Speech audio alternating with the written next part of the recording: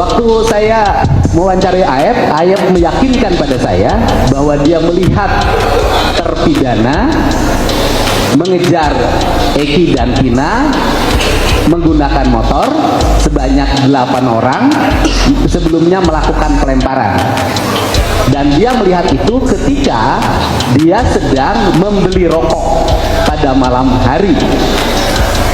Nah, kemudian saya jelaskan, dari penjelasan Aep itulah saya penasaran.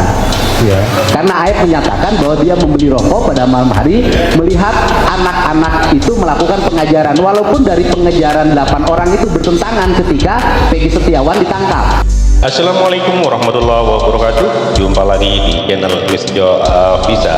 Pada video kali ini saya mau berbagi informasi seputar sidang PK Saka Tatal di hari keempat ya teman-teman, yang mana sidang PK Tatal yang di hari keempat itu menghadirkan saksi dari Kang Deddy Mulyadi dan Teguh ya. Jadi di sidang keempat ini Deddy Mulyadi dan Teguh dihadirkan untuk dimintai sebagai saksi ya teman-teman.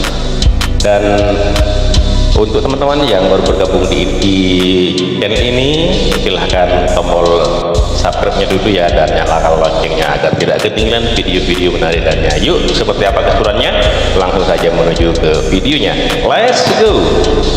Waktu saya mewawancarai Aep meyakinkan pada saya bahwa dia melihat terpidana mengejar Eki dan Tina menggunakan motor sebanyak 8 orang sebelumnya melakukan pelemparan, dan dia melihat itu ketika dia sedang membeli rokok pada malam hari. Nah, kemudian saya jelaskan, dari penjelasan Aep itulah saya penasaran.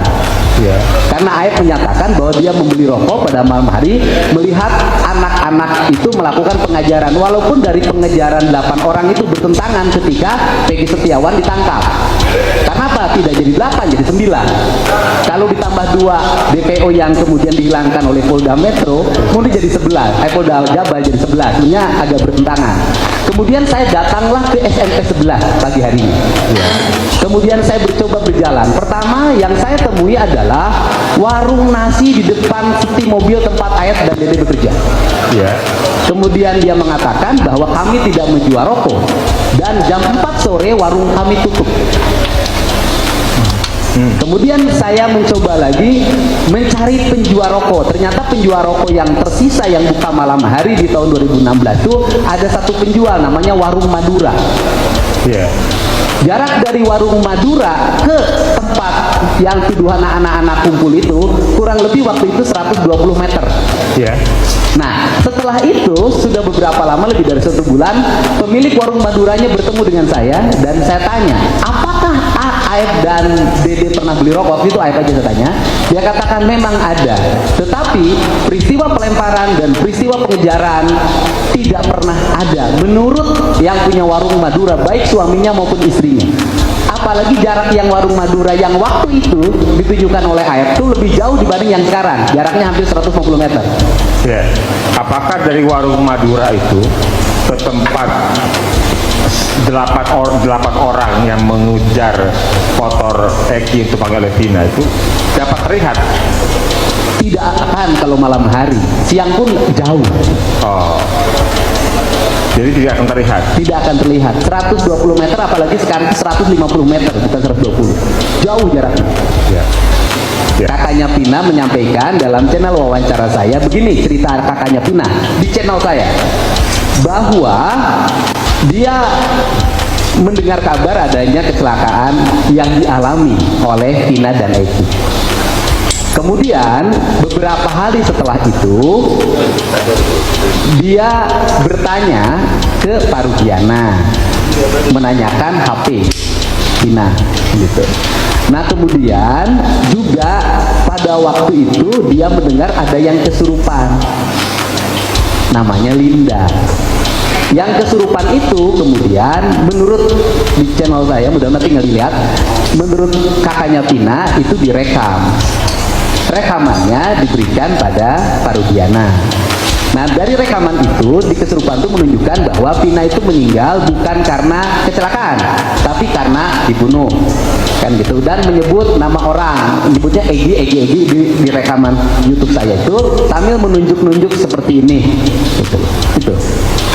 Jadi hanya dari rekaman yang itu diberikan oleh Parudiana gitu. Ya, menurut kakaknya Vina rekamannya diberikan ke Parudiana. Tinggal dicek di channel YouTube saya. Baik, terima kasih. Saudara saksi beragama Islam. Islam. Alhamdulillah. Sepengetahuan saudara saksi percaya nggak dengan kesurupan? Saya tidak percaya. Karena apakah dengan kesurupan saudari Vina ini mengarahkan saudari percaya dengan apakah latar belakang itu sehingga saudara ikut juga menjadi bagian penuntun arah kesurupan tersebut? Dari sisi sains yang saya miliki dan keyakinan saya miliki, saya tidak percaya adanya kesurupan. Kesurupan hanya dialami oleh orang-orang yang mengalami lemah dalam mental. Artinya kesurupan dalam Vina yang dalam Dinda itu saudara kesampingkan ya? Tidak percaya terhadap kesurupan. Baik. Kan karena nanti ruhnya nggak bisa dihadirkan di pengadilan. Di sidang PK Sakatatal di hari keempat ini, Kang Deddy Mulyadi dan Teguh menjadi saksi untuk meringankan, ya mungkin untuk meringankan PK Sakatatal, dan di situ Kang Deddy Mulyadi membahas tentang Aep dan Dinda. Di mana pada saat Kang Deddy Mulyadi mewawancara si Aep, di situ penasaran, makin banyak penasaran, dan setelah mewawancara si Aep, besoknya Kang Deddy Mulyadi mendatangi lokasi yang diceritakan oleh si Aep itu dan datang ke warung menanyakan, katanya ya, menanyakan di warung itu, dan di situ di warung itu mengatakan bukanya itu dari pagi sampai jam 4, tidak sampai jam 11. Dan setelah bertanya apakah menjual rokok, oh tidak, yang jual rokok itu ada di situ katanya. Terus datanglah bertemu sama penjual rokok itu, nama warung rokok itu Tembakau ya, warung Madura. Setelah ketemu di warungnya itu, suami sama istrinya bertemu, memang dia bercerita bahwasanya Aep pada saat itu memang beli rokok ya, tapi tidak ada kejadian saling lempar-lemparan, kejar-kejaran. Dan saat itu dari warung rokok itu sampai ke yang di tempat kejadian lempar-melempar itu sekitar 120 meter lebih, 1 meter lebih ya, dan jaraknya agak jauh, jadi sulit dijangkau, sulit dilihat katanya. Kalau menyaksikan dari warung itu, si Aep itu tidak mungkin lah dengan jarak segitu bisa jelas melihat, oh ini sepedanya apa, orangnya oh ini gitu ya. Jadi sangat tidak mungkin menurut keterangannya Kang Deddy Mulyadi ya. Oke, terima kasih buat teman-teman semua, semoga video ini bermanfaat. Dan buat teman-teman, silakan teman-teman tulis di kolom komentar tentang pendapat teman-teman ya terkait kesaksian Kang Deddy Mulyadi ini. Terima kasih, sampai jumpa di video selanjutnya. Wassalamualaikum warahmatullahi wabarakatuh.